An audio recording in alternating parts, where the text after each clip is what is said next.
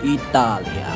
Tanah dengan landmark yang bagus dan indah, serta pasta yang sangat sedap. Bahkan ibu kalian tidak bisa membuatkan itu untuk kalian. Bercanda ya. Tapi pernah kan kalian berpikir bahwa negara itu berasal dari negara yang kecil? Bukan yang itu. Nah, yang itu.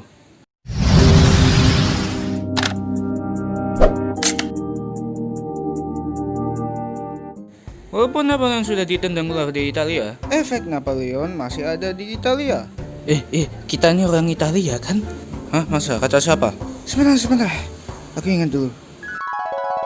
Aveva Cesare, Virgilio ed Augusto. Tidak disangka Napoleon membawa ide-ide liberalisme ke Italia. Walaupun mereka senang Napoleon kalah, rasa ke-Italianes mereka, ya kalau bisa dibilang seperti itu, tetap ada di mereka. Atau singkatnya, nasionalisme. Di mana rakyat Italia berpikir bahwa Italia harusnya menjadi satu negara tanpa adanya gangguan dari negara lain. Dibilang gangguan dari negara lain karena kerajaan dua Sisilis yang biru ini banyak dikuasai oleh keluarga Bourbon dari Prancis, dan yang di utara rata-rata dikuasai oleh Austria. Hal ini membuat Piedmont Sardinia adalah negara paling merdeka di Italia.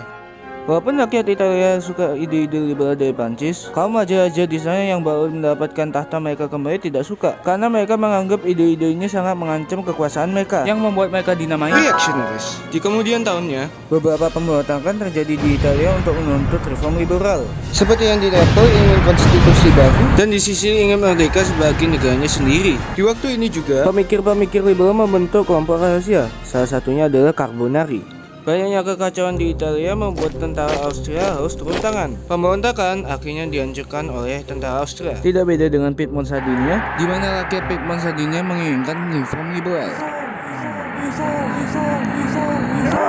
Daripada aku ikut kalian, mending aku turun tahta saja. Puas kalian! Apa-apaan? Naik tahta Charles Felix, yang juga tidak suka reform liberal. Jadi tidak ada perubahan signifikan di Piedmont Sardinia. 1830-31 terjadi lagi pemberontakan di Italia, terinspirasi dari revolusi Juli Prancis yang menggantikan orang tua ini dengan orang yang kelihatan lebih tua dan lebih lerah daripada sebelumnya, yang diharapkan bisa terjadi di Italia. Akhirnya pemberontakan di Italia berhasil dihentikan oleh tentara Austria lagi. Karena hal ini, beberapa tokoh revolusioner ikut pergi ke Prancis seperti Mazzini dan Garibaldi. Walaupun rakyat di negara-negara kecil di Italia sering berantem, rakyat Italia masih ingin Italia menjadi satu kenegaraan. Tapi dalam bentuk kesatuannya apa, masih banyak yang berbeda pandangan. Udah jelas macam dulu Roma Republik harusnya Italia itu bukan gitu maksudnya gini loh. Jadi diskonannya Holy Roman Empire apa? Bukan diskonannya Holy Roman Empire. Siap, semua tenang. Oke, kandidat 3, pendapat Anda bagaimana? Piedmont, kerajaan, kerajaan, Piedmont, piu, ya, Piedmont, terbaik. Lu stres ya bro? Banyak hal yang mereka tidak setuju satu sama lain, kecuali untuk lebih sedikitnya Austria di Italia. 1848 terjadi lagi pemberontakan di Italia yang terinspirasi dari Prancis. Lagi, you see, Raja Prancis yang sudah tidak populer di masyarakat Prancis akhirnya ditendang dan Prancis menjadi republik lagi untuk kedua kalinya. Tidak jauh beda di Roma. Terjadi revolusi di Roma yang membuat Roma menjadi republik, dan yang memimpin adalah itu teman kita, Mazzini. Prancis yang pada kala itu dipimpin oleh Louis, aku belum menjadi kaisar Napoleon, mengerahkan pasukannya ke Roma untuk mengembalikan Paus ke tahtanya. Dan mereka berhasil. Selain di Roma, pemberontakan juga terjadi di beberapa tempat seperti Milan dan Venice. Sementara itu di Piedmont Sardinia, di mana raja terbarunya adalah Charles Albert, setuju dengan beberapa reform liberal, dan dia kalah melawan pasukan Austria. Kayak parah sekali. Yang membuat dia mundur dari jabatannya dan digantikan oleh Victor Emmanuel II, orang yang sekarang bertanggung jawab untuk membayar hutang negaranya ke Austria. Peristiwa-peristiwa tadi bisa disebut sebagai perang kemerdekaan Italia yang pertama, yang tidak membuahkan hasil signifikan, kecuali Lombardi dan Venesia yang sekarang tidak mempunyai otonomi lokal, dan tentara Prancis pada dasarnya menempati Roma. Di Piedmont Sardinia lagi ada Perdana Menteri baru, yaitu Camillo Benso, atau biasa yang dipanggil Cavour. Untuk menyatukan Italia, Cavour dan Victor Emmanuel II perlu menemukan sekutu yang kuat. Karena itu di tahun 1853, Piedmont ikut untuk berpartisipasi dalam perang Crimean, dan mereka berhasil mendapatkan sekutu, yaitu Prancis. yang masih dipimpin oleh Louis. Tapi aku seorang kaisar kayak ongku Napoleon ketiga.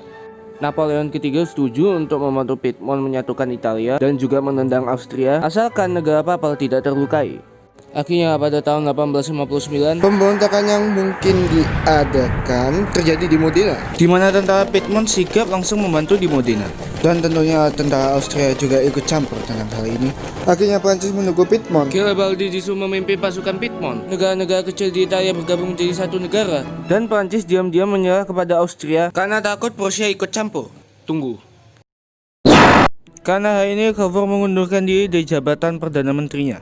Perdamaian ini memberikan Piedmont, Sardinia, Lombardi, dan memberikan Prancis, Savoy, dan Nice. Karena negara-negara kesatuan Italia Tengah masih agak kacau, mereka minta dianeksasi oleh kerajaan Piedmont, Sardinia. Sementara di selatan Italia, yaitu Sicily, terjadi lagi pemberontakan di sana. Karena itu, Giuseppe Garibaldi melancarkan ekspedisi 1000, yaitu ekspedisi mengirim 1000 pasukan untuk menaklukkan Sicily. Lalu dia bergerak ke atas untuk menaklukkan Naples. Di saat yang bersamaan, Victor Emmanuel II berhasil menaklukkan negara papal, tapi tidak Roma, karena tentara Prancis masih ada di sana. Garibaldi memberikan daerah taklukannya kepada Victor Emmanuel II, dan Victor Emmanuel II menjadi raja dari kerajaan Italia.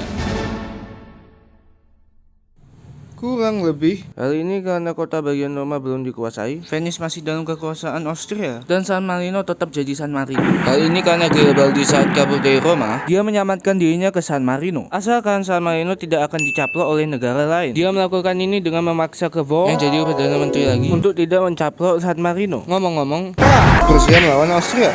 Untuk mengetahui kekuatan Jerman mana yang lebih kuat, negara-negara kecil Jerman rata-rata mendukung Austria, dan lawan Austria adalah Prusia dan Italia. Performa Jerman sangat bagus dalam perang ini. Performa Italia sangat bagus untuk jadi yang terburuk. Tapi karena Austria takut dengan Prusia, akhirnya Austria menyerah. Prusia mendapatkan beberapa daerah Jerman Utara. Austria karena menganggap Italia tidak layak untuk mendapatkan Venice memberikannya kepada Prancis. Yang akhirnya Prancis memberikan daerah Venice kepada Italia, yang membuat semua hal itu buang-buang waktu saja. Tapi jangan nyantai dulu untuk Prancis. Karena kayak 5 menit kemudian Prancis mendeklarasikan perang kepada Prusia karena pemimpin mereka agak baper. Hal ini membuat tentara-tentara Prancis yang ada di Roma harus kembali lagi ke Prancis. Punten, assalamualaikum, waalaikumsalam. Ya, akhirnya setelah berabad-abad Italia berpecah, sekarang sudah menjadi satu kenegaraan dalam satu naungan bendera, berbagi keanekaragaman budaya. Walaupun ada masalah dengan bandit-bandit dan tidak meratanya pembangunan industri antara utara dan selatan, beberapa pemberontakan, hubungan yang buruk dengan pihak gereja, pajak yang sangat tinggi karena banyak hutang. Tapi setidaknya mereka jadi satu negara sekarang. Piedmont! I don't believe in destiny, I just do what's best for me. Don't listen to my enemies, they're just full of jealousy.